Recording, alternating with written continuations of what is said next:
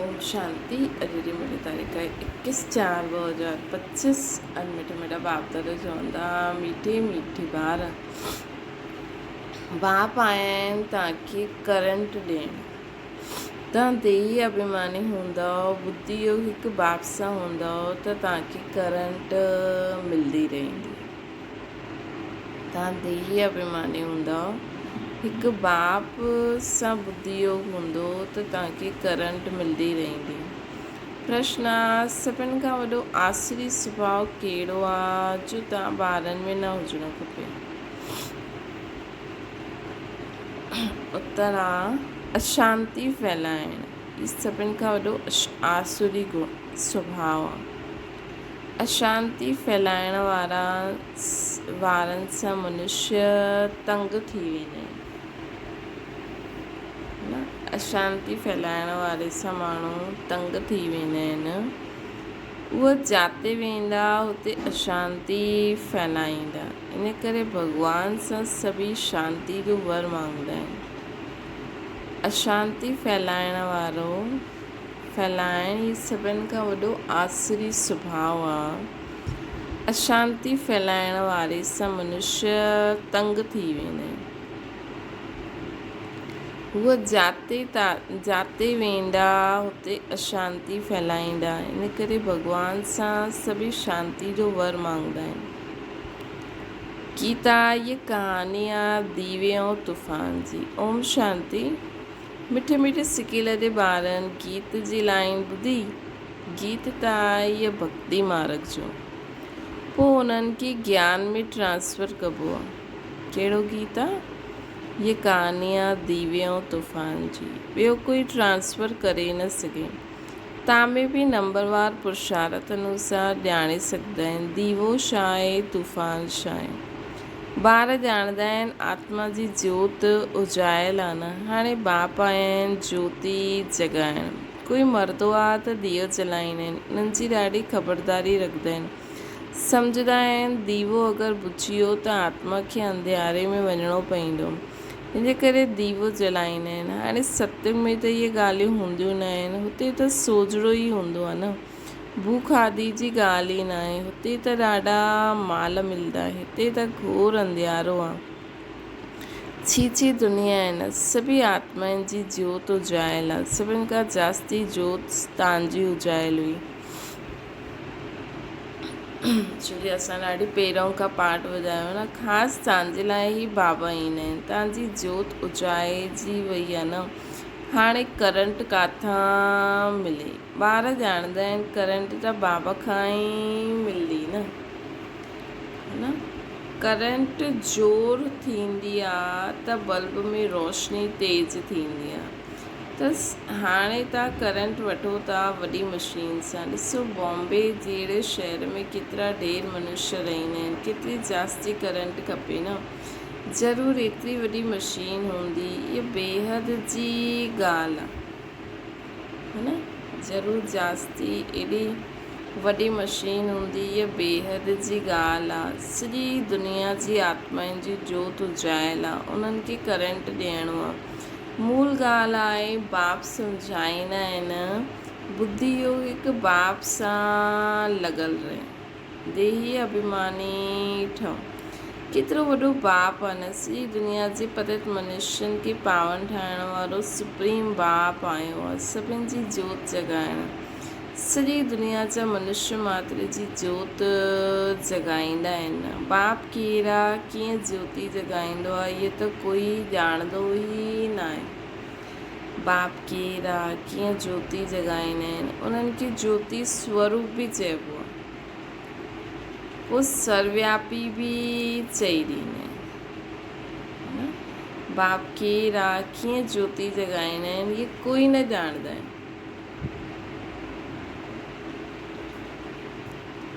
उन्हनि खे ज्योति स्वरूप बि चईंदा आहिनि। पोइ सर्वव्यापी चई ॾींदा आहिनि। ज्योति स्वरूप खे सॾु कंदा आहिनि। छोकी ज्योति बुझी वई आहे न। साक्षात्कार बि थींदो आहे अखंड ज्योति जो ॾिखलाईंदा आहिनि। अर्जुन चई मां सहन न करे सघंदो आहियां, ॾाढी करंट आहे।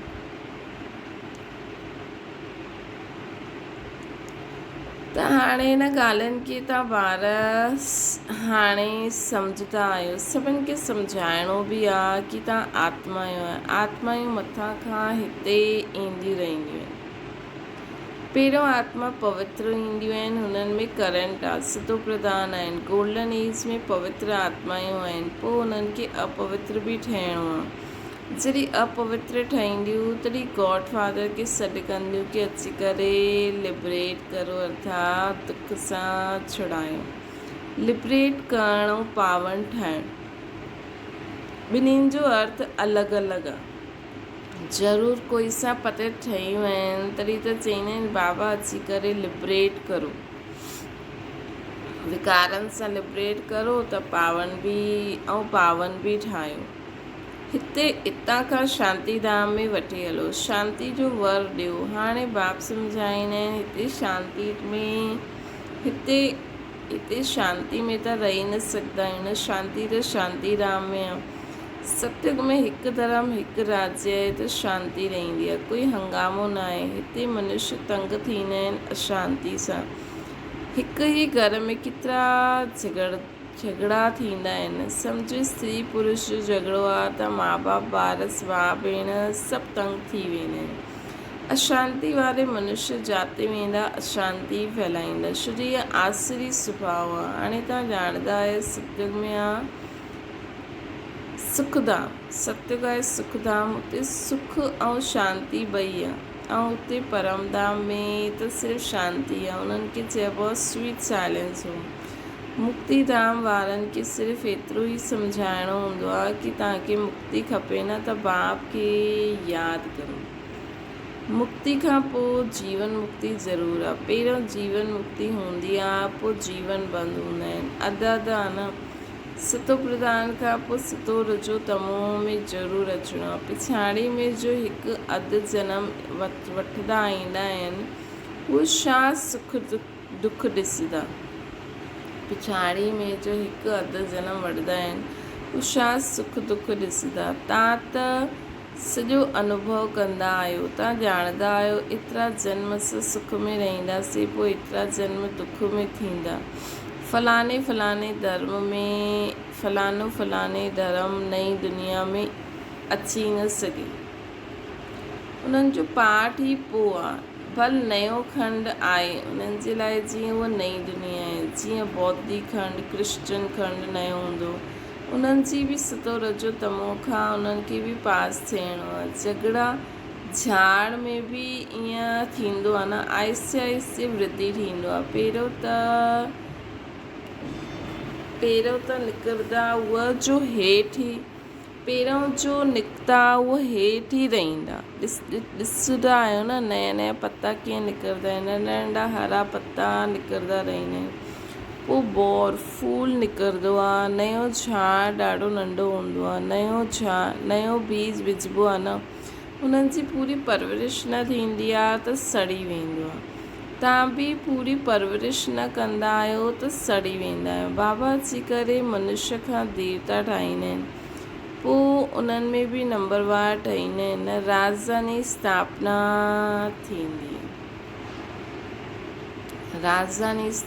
थिए थी। ॾाढा फेल बि थी पईंदा आहिनि। ॿारनि जी जहिड़ी अवस्था आहे अहिड़ो प्यारु बाप दादा सां मिलंदो आहे। कई ॿारनि खे ॿाहिरां सां बि प्यारु करिणो हूंदो आहे। कोई लिखंदा आहिनि बाबा सभु फेल थी वियासीं, पत थी वियासीं, हाणे उन्हनि खे केरु हथु लॻाईंदो। उहो बाप जी दिलि ते चढ़ी न सघंदा। पवित्र खे ई बाबा वरसो ॾेई सघंदा आहिनि। पवित्र खे ई बाबा वरसो ॾेई सघंदा आहिनि। पहिरियों हिकु सां पूरो समाचार पुछो, पोइ था मेल वठो। जहिड़ी अवस्था ओड़ो प्यारु। ॿाहिरां खां भल प्यारु कंदा, अंदरि ॼाणंदा आहिनि इहे बिल्कुलु बुद्धू आहे, सर्विस न करे सघंदो आहे। ख़्याल त ॾाढा रहंदा आहिनि। अज्ञान काल में सुठो ॿारु कमाइण वारो हूंदो त बाप बि ॾाढो प्रेम सां मिलंदो। कोई एतिरो कमाइण वारो न हूंदो त बाप जो बि एतिरो प्यारु न रहंदो। त हिते बि ईअं ई आहे। ॿाहिरि में बि सर्विस कंदा आहिनि न, भल कोई बि धर्म वारो हुजे, उन्हनि खे सम्झाइणो खपे। बाप खे लिबरेटर चइबो आहे न। हिते बि ईअं ई आहे। भल बार बार ॿाहिरां में बि सर्विस कंदा आहिनि। भल कोई धर्म वारो हुजे, उन्हनि खे सम्झाइणो आहे।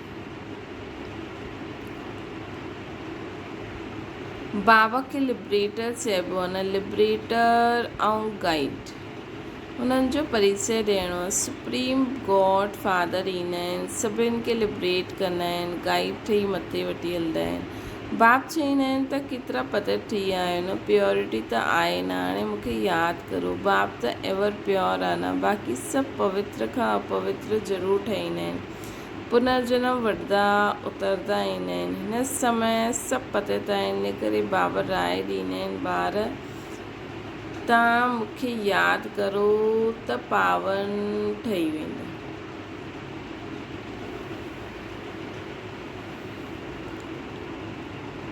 तव्हां मूंखे यादि करो त पावन ठही वेंदो। हाणे मौत साम्हूं बीठो ई आहे न। पुराणी दुनिया जो हाणे अंत आहे। माया जो पॉम्प केतिरो आहे, इन करे मनुष्य सम्झंदा आहिनि इहे त स्वर्ग आहे, है न। हाणे मौत साम्हूं बीठो आहे, पुराणी दुनिया जो हाणे अंत आहे। माया जो पॉम्प केतिरो आहे, इन करे मनुष्य सम्झंदा आहिनि इहे त स्वर्ग आहे। एरोप्लेन, बिजली आदि छा छा आहे, इहे सभु माया जा पॉम्प आहिनि। सभु ख़त्म थी वेंदा, पोइ स्वर्ग जी स्थापना थी वेंदी। इहे बिजलियूं आदि सभु स्वर्ग में ई हूंदा। हाणे इहे सभु स्वर्ग में कीअं ईंदा?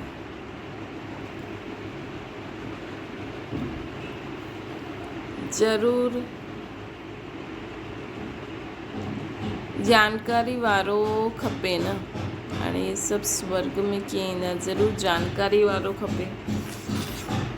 तव्हां वटि ॾाढा सुठा सुठा कारीगर माण्हू बि ईंदा, उहो राजई में त ईंदा न, पोइ बि प्रजा त ठहींदा न। इंजीनियर आदि सिखियल हूंदा, सुठा सुठा कारीगर ईंदा।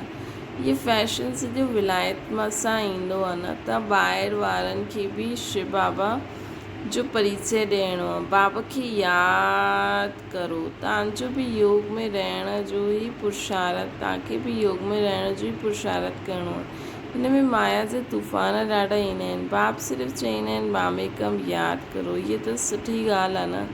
क्राइस्ट बि उन्हनि जी रचना आहे, रचयिता सुप्रीम सोल आहे त हिकु, बाक़ी सभु रचना आहे। वरसो रचता सां ई मिलंदो आहे। ईअं सुठी सुठी पॉइंट्स जो आहिनि, उहे नोट करणी खपनि, है न। कि रचना केरु, रचयिता केरु, है न। रचता सां ई मिलंदो आहे वरसो। बाबा जो मुख्य कर्तव्य आहे सभिनि खे दुखनि सां लिबरेट करणु। उहे सुखधाम शांतीधाम जो गेट खोलंदा आहिनि। उन्हनि खे चवंदा आहिनि, हे लिबरेटर, दुखनि सां लिबरेट करे असांखे शांतीधाम सुखधाम में वठी हलो। जॾहिं हिते सुखधाम हुजे त बाक़ी सभु आत्मायूं शांतीधाम में रहंदियूं आहिनि। हेवन जो गेट बाप ई खोलंदो आहे न। हिकु गेट खोलंदा आहिनि बाबा नई दुनिया जो, ॿियो गेट खोलंदा आहिनि शांतीधाम जो। हाणे त आत्मायूं अपवित्र थी वियूं आहिनि न, उन्हनि खे बाप श्रीमत ॾींदा आहिनि, पंहिंजे खे आत्मा सम्झी मूंखे यादि करो त तव्हांजा सभु पाप कटिजी वेंदा। हाणे जो पुरुषार्थ कंदा आहिनि त पोइ पंहिंजे धर्म में उच्च पद पाईंदा आहिनि। पुरुषार्थ न कंदा त कम पद पाईंदा। सुठा सुठा पॉइंट्स नोट करो त समय ते कमु ईंदा। चल शिव बाबा जो ऑक्यूपेशन असां ॿुधाईंदा त बाप त मनुष्य चवंदा इहे पोइ केरु आहिनि। जो गॉड फादर शिव बाबा जो ऑक्यूपेशन ॿुधाईंदा आहिनि, चओ तव्हां आत्मा जे रूप में त सभु बाबा आहियो। पोइ प्रजापिता ब्रह्मा द्वारा रचना रचंदा आहिनि त असां सभु भाउ भेण थी वेंदा आहियूं। गॉड फादर जंहिंखे लिबरेटर गाइड चवंदा आहिनि, उन्हनि जो ऑक्यूपेशन असां तव्हांखे ॿुधाईंदा आहिनि। ज़रूरु असांखे गॉड फादर ॿुधायो अथई, हाणे तव्हांखे ॿुधायूं था। सन शोस फादर आहे न, इहे बि सम्झाइणो खपे। आत्मा बिल्कुलु नंढो स्टार आहे। इन अखियुनि सां उन्हनि खे ॾिसी न सघंदा आहियूं। दिव्य दृष्टि सां साक्षात्कार थी सघंदो। आत्मा बिल्कुलु हिकु नंढो स्टार आहे। हुननि खे न अखियुनि सां न ॾिसी सघंदा आहियूं, दिव्य दृष्टि सां साक्षात्कार थी सघंदो आहे।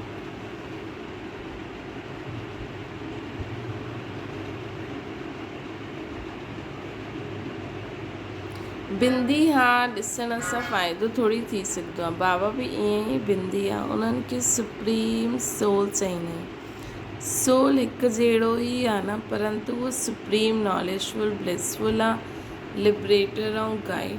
सुप्रीम नॉलेजफुल ब्लिसफुल लिबरेटर ऐं गाइड, उन्हनि जी ॾाढी महिमा करणी पए। ज़रूरु बाबा ईंदा आहिनि तॾहिं त साथ में वठी वेंदा, अची करे असांखे नॉलेज ॾींदा आहिनि, बाप ई बतलाईंदा आहिनि। आत्मा एतिरी नंढी आहे, मां बि एतिरो ई आहियां नंढो।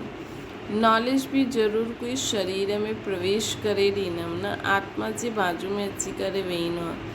मूं में पावर आहे, ऑर्गन्स मिलिया त मां धणी थी वियमि न, इन ऑर्गन्स द्वारा वेही मां सम्झाईंदो आहे। इन्हनि खे एडम बि चइबो आहे। एडम आहे पहिरियों आदमी, मनुष्य जो सीजड़ो आहे न, इहे माता पिता बि ठहींदा आहिनि। इन्हनि सां पोइ रचना थींदी आहे न। पुराणो परंतु एडॉप्ट कयो आहे ब्रह्मा बाबा खे, न त ब्रह्मा काथां अचे। ब्रह्मा जे बाप जो नाम कोई ॿुधाए। ब्रह्मा विष्णु शंकर इहे कंहिंजी रचना त हूंदी न, रचयिता हिकु शिव बाबा आहे। बाबा त इन्हनि खे एडॉप्ट कयो अथई। इहे एतिरे नंढे ॿार वेही ॿुधाइनि त चईंदा इहे त ॾाढी वॾी नॉलेज आहे। मतिलबु नंढे ॿारनि खे बि असां सेखारियूं त चईंदा इहे त ॾाढी वॾी नॉलेज आहे। जंहिं ॿारनि खे सुठी धारणा थींदी उन्हनि खे ख़ुशी रहंदी आहे, कॾहिं उन्हनि खे उबासी न ईंदी। कोई सम्झण वारो न हूंदो त उबासी ॾींदो रहंदो। हिते त तव्हांखे कॾहिं उबासी न अचणी खपे। कमाई जे समय कॾहिं उबासी न ईंदी आहे। ग्राहक न हूंदो, धंधो ठंडो हूंदो त उबासी ईंदी रहंदी। हिते बि धारणा न थींदी आहे। कोई त बिल्कुलु सम्झंदा न आहिनि, छो जी देह अभिमानी आहिनि न। देही अभिमानी थी वेही न सघंदा आहिनि। कोई न कोई ॿाहिरां जी ॻाल्हियूं यादि ईंदियूं आहिनि। पॉइंट्स आदि बि नोट न करे सघंदा, है न। कोई न कोई ॿाहिरां जी ॻाल्हि यादि ईंदी वेंदी। अगरि कोई देही अभिमानी थी करे न वेंदो न, त उन्हनि खे कोई न कोई ॿाहिरां जी पॉइंट्स यादि ईंदी रहंदी। त अगरि पॉइंट्स आदि बि नोट न करे सघंदा, शरीर बुद्धि झटि नोट कंदा। इहा पॉइंट ॾाढी सुठी आहे। स्टूडेंट जी चलन बि टीचर खे ॾिसण में ईंदी आहे। सेंसिबल टीचर जी नज़र सभु तरफ़ फिरदी आहे, तॾहिं त सर्टिफिकेट ॾींदा आहिनि न पढ़ाई जो। मैनर्स जो सर्टिफिकेट कढंदा आहिनि, केतिरा अटेंडेंस रहियो उहो बि कढंदा आहिनि। हिते त प्रेजेंट हूंदा आहिनि, परंतु सम्झंदा कुझु न आहिनि। धारणा न थींदी आहे। कोई चईंदा आहिनि बुद्धि डल आहे, धारणा न थींदी आहे। बाबा छा कंदा? इहे तव्हांजे कर्मनि जो हिसाबु किताबु। बाबा त तदबीर हिकु ई कराईंदा आहिनि। तव्हांजी तक़दीर में न आहे त छा कंदा? स्कूल में बि कोई पास कोई फेल थी वेंदा आहिनि। इहे बि बेहद जी पढ़ाई आहे, जो बेहद जो बाप अची करे पढ़ाईंदा आहिनि। अभ्या धर्म वारा गीता जी ॻाल्हि न सम्झंदा। नेशन ॾिसी सम्झाइणो पवंदो आहे। पहिरियों ऊच ते ऊच बाप जो परिचय ॾियणो पवंदो आहे। उहा कीअं लिबरेटर गाइड आहे। हेवन में इहे विकार आदि हूंदा न आहिनि। हिन समय इन्हनि खे चइबो आहे शैतानी राज्य। इहा आहे शैतानी राज्य। पुराणी दुनिया आहे न, इन्हनि खे गोल्डन एज न चईंदासीं। नई दुनिया हुई, हाणे पुराणी थी वई आहे। ॿारनि में जेके सर्विस जो शौक़ु आहे त पॉइंट्स नोट करणियूं खपनि। अच्छा, मीठी सिकी लॾे ॿारनि प्रति माता पिता बाप दादा जो यादि प्यार ऐं गुड मॉर्निंग। रूहानी बाप जी सभिनि रूहानी ॿारनि खे नमस्ते। असांजी बि रूहानी माता पिता बाप दादा खे यादि प्यार गुड मॉर्निंग ऐं नमस्ते। धारणा जे लाइ मुख्य सार, पढ़ाई में ॾाढो कमाई आहे, इन करे कमाई ख़ुशी सां करणी आहे। पढ़ंदे समय कॾहिं उबासी आदि न अचे। बुद्धि योग हेॾे होॾे न भटकणो खपे। कोई भी ॻाल्हि एॾे यादि अचे थी, ॿुधी वञे थी, तुरंत अटेंशन। पॉइंट्स नोट करे धारणा बि करणी आहे। ॿियो आहे पवित्र ठही बाप जे दिल जो प्यार पाइण जे अधिकारी ठहो। पवित्र ठही बाप जे दिल जो प्यार पाइण जो अधिकारी ठहिणो। पवित्र ठही बाप जे दिल जो प्यार पाइण जे अधिकारी आत्मा ठहिणो।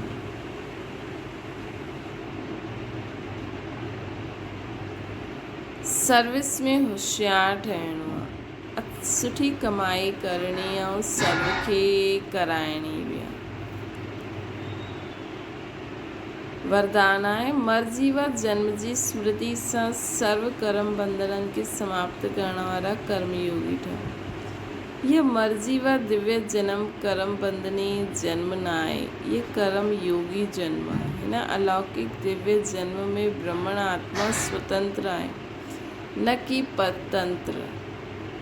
ये देह लोन में मिली आहे सॼे विश्व जी सेवा करण जे लाइ। पुराणे शरीरनि में बाबा शक्ति भरे करे हलाइनि था। है न, यही तो लॻे न, जीअं बाबा ई हलाइनि था शक्ति भरे करे। ज़िम्मेवारी बाबा जी आहे, न कि तव्हांजी। बाप जे डायरेक्शन ॾिनो अथई कि कर्म करो, तव्हां त स्वतंत्र आहियो। हलाइण वारो हलाए थो। इन विशेष धारणा सां कर्म बंधननि खे समाप्त करे सिधा कर्मयोगी ठहो। कर्म कंदे हुए सिधा बाप जी यादि में रहो। स्लोगन आहे समय जी समीपता जो फाउंडेशन आहे बेहद जी वैराग्य वृत्ति। जॾहिं असांखे सभिनि सां बेहद जो वैराग्य ईंदो वेंदो न, तॾहिं समय नज़दीक ईंदो न। अव्यक्त इशारो कंबाइंड रूप जी स्मृति सां सदा विजयी ठहो। जेतिरो जेतिरो यादि में रहंदा ओतिरो अनुभव कंदा कि मां अकेलो न आहियां, लेकिन बाप दादा असां सां गॾु आहिनि।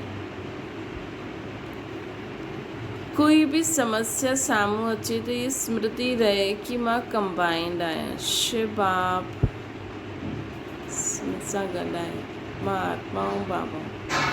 त घबराईंदव न। कंबाइंड रूप जी स्मृति सां कोई बि मुश्किल कार्य सहज थी वेंदो। पंहिंजी सभु बोझ बाप जे मथां रखी स्वयं हल्का थी वञो त सदा पंहिंजे खे ख़ुशि नसीब अनुभव कंदव ऐं फ़रिश्ते जे समान नचंदा रहंदा। है न, पंहिंजे सभु बोझ बाबा खे ॾेई छॾो ऐं तव्हां सदा हल्का रहंदव, सदा पंहिंजे ख़ुशि नसीब अनुभव कंदा, पाण खे फ़रिश्ते जे समान नचंदा रहंदव। अच्छा, ओम शांति। बाबा खे यादि करो।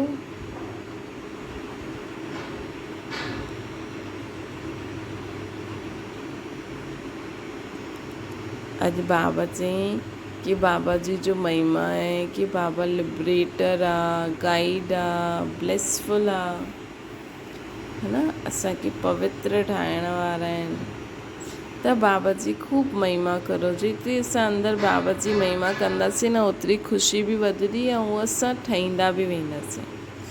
ॿियो बाबा असांखे चई कि पंहिंजे जीवन में ॾाढो ई मिठो ठहिणो आहे न, लड़ाई झगड़ो न करिणो आहे। सदा पढ़ाई कंदा रहो, कमाई कंदा रहो त ख़ुशी में रहंदव। पढ़ंदे समय कॾहिं उबासी न ईंदी, बुद्धि योग हेॾे होॾे न भटकंदो। है न, ये ध्यानु रखिणो आहे असांखे। पॉइंट्स बि धारणा करणी आहे, पोइ कराइणी आहे। ॿियो बाबा चई कि सदा यादि रखो कि मां स्वतंत्र आत्मा आहियां। असांखे सिर्फ़ु बाबा खे यादि करिणो आहे। बाबा खे बाबा जी जो श्रीमत आहे उहो कंदा हलो, बाबा आपे ई कराईंदा रहंदा। है न, ईअं न असां स्वतंत्र आहियूं त घणे बजे बि सुम्हूं, घणे बजे बि उठूं न। असांखे बाबा जी श्रीमत पालन कंदे हुए हलणो आहे। ॿियो बाबा चई कि उहो सदा यादि रखिणो आहे कि करन करावनहार मूंखां कराए थो, मां त करनहार आहियां। न, कर्म योगी ठहिणो आहे। बेहद जी वैराग्य वृत्ति हुजणी खपे। तॾहिं समय समीप ईंदो।